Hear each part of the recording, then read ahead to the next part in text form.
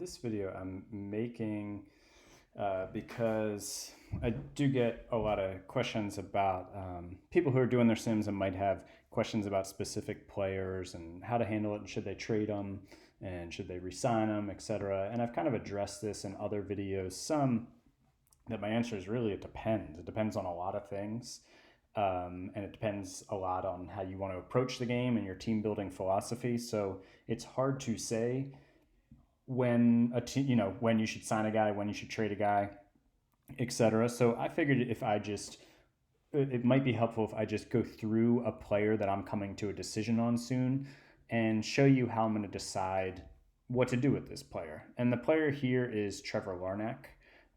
And this is my sim. I'm in the year 2025. He's 28, almost 29 years old. He is an outfielder, but he plays DH for me. His range just isn't good enough. My scout doesn't think he's good enough, and the stats he put up when he played the field for me when he first came up to the majors, he's just not good enough. So I consider him a full-time DH. So one-dimensional is not the right word, but it's a little limiting roster construction-wise when you have a guy that you're not going to play in the field really at all. He can play in the field in a pinch, but I like my teams to have really good defense. So Larnack is a DH and a pretty good one. If you look at his major league batting stats here, if you're just going to measure by OPS plus in 604 games, over 2,500 plate appearances, he's put up a 125 OPS plus. So he's been 25% above league average with the bat. That's pretty good. That would probably put somebody in the top 10% or so of hitters over that time period. Maybe not quite that high. And his slugging percentage of 516, of course, that's high because of the offensive environment he's playing in, is better than other eras of baseball, but it's a top 10 slugging percentage in Orioles history. He's on that leaderboard. So he's a really good hitter. But he's also, like I said, a hitter who doesn't field, and he's a left-handed bat, which, as you're going to see, my team has a lot of left-handed bats. I'm too left-handed, especially in the outfield. And in terms of another thing that you may want to check is just splits. How he does. Sorry, I didn't mean to click that. How he does versus lefties and righties. So against lefties, he's 98 OPS plus. So he's just about league average, which that's okay. That's fine. You kind of want better out of your DH, but considering it's lefty on lefty, that's okay. No horrendous splits. He's still a league average player. And then against righties, he crushes them, the 127. And that was just this last season. That's not career. So anyways, that's a little bit about who he is. So now to get into the questions that I would ask about this, the questions are kind of, do I want to keep this player until they become a free agent and lose them for nothing, right? That's one option you can do. Do you want to extend them and sign them long term? Or do you want to try to trade them and fill in other holes on your roster, or get guys who are under team control for longer or have more cost certainty built in to their contracts? And I'll get into what I mean about that here. So that is the wrong tab there, isn't it? So as you can see, here's Larnack, and my 2025 season just ended, so it just hasn't clicked over to the new season yet. I'm in the off season. So as you can see, next year he's set for arbitration. He's projected to make 10 million, and then in 2027, 13.1 million, and then he's a free agent. So when I said team control, that is how many years until the guy is scheduled for free agency. So he has 2 years of team control left.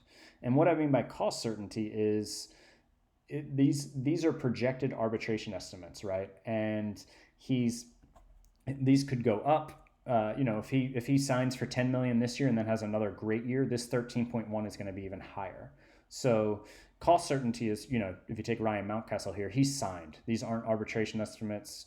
No matter how well he does, no matter how poorly he does, he is locked into that contract. So that's what I mean when I say cost certainty. Larnack does not have that cost certainty because he's still in arbitration. And he also, 2 years of team control isn't bad, but it's getting that time when you're going to start thinking about those questions that are going to, do you want to ride out with Larnack as your DH because he's a really good hitter and possibly lose him for nothing because you're trying to win right now and you don't want to trade him because he makes your team better now, right? Or if you see him as a long-term piece, you could extend him. Or if you kind of want to fill in other holes and get something for Larnack on the roster before you lose him for nothing in 2 seasons and get guys back who are signed for longer than 2 seasons. That's another approach you can do. And the things that really depends on are, first off, are you winning? Are you in a win now mode or are you rebuilding? So my team is in a win now mode. You can go to the team history here. And so I've won 88, 92, 89 games, made the playoffs the last 3 seasons. I'm in a winning window right now. So that's one thing I want to consider is, do I want to trade away a guy who's really been probably my most consistent hitter, if not probably my second best hitter over the last 3 seasons? Do I want to trade that guy away when I'm trying to win right now? Do I want to extend him? Well, that depends on a lot of things. And first off, do I want to extend a guy who is 28? So, within a few years, he's going to start declining. Early 30s is probably a pretty safe bet when his production is going to start to decline. He might be good after that, but he's definitely at his peak now. And so do I really want to lock in long-term to a guy who is, again, just a DH, even if he's a really good one, and soon going to be on the back end of his career, the downhill slope, and his skills are going to start to decline? That's again, I know I'm not providing answers to all these questions, but I'm just kind of going through the questions that I ask. Another really important thing that you want to consider is, what does your budget look like? What do your contracts look like for the next few years? So as you can see, I have plenty of money for next season. I'm going to have $30 million for, I probably won't spend right up to that because I'm going to move some money around to scouting, development, international free agents. But let's just say, the owner says I can have a payroll around 140 million. And I'll probably plan for about 130 million to have some flexibility in there. And so as you can see, in 2026, that's no problem. I'm at 100 million even with Larnack on the roster. But then as I get, and I don't really lose that many guys after this season. As you can see, everybody's still pretty much signed. So, but the problem is in 2027, when Larnack's in his last year of team control, I've got my star center fielder in his last year of team control. So do I want to extend him? I've got a whole bunch of players in their last year of arbitration here. Do I want to extend them? And then the other thing is Asa Lacy. This is my star pitcher. He's going to be in his first year of arbitration. Gunnar Henderson, he's my starting shortstop, first year of arbitration. So basically, my payroll is going to be going up here in 2027. Right now, it's projected for 118. But if I want to keep some of these guys long term, it's going to continue to go up over all these seasons. So that's something to keep in mind, is I'm not going to be able to keep everybody, right? And when I mention a star center fielder, a number one starter, a starting shortstop, all those guys, I'm going to prioritize signing them over a guy who's just a DH generally. So that's kind of a mark against Larnack, is with my payroll projected to really increase over the next couple of seasons. My core, I'm going to have to decide who are the core pieces and who are the guys that I can trade away for cheaper pieces or pieces with longer team control or with more cost certainty. But before I do that, another thing I want to consider is my depth at the major league and minor league level for who would be coming in for Larnack.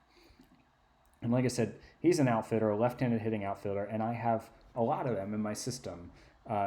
Colin Hall is my backup outfielder, and he posted a 146 run created plus in 140 plate appearances in the season, and really got more and more playing time as the season went on. So he's a guy who can potentially hop in for Larnack.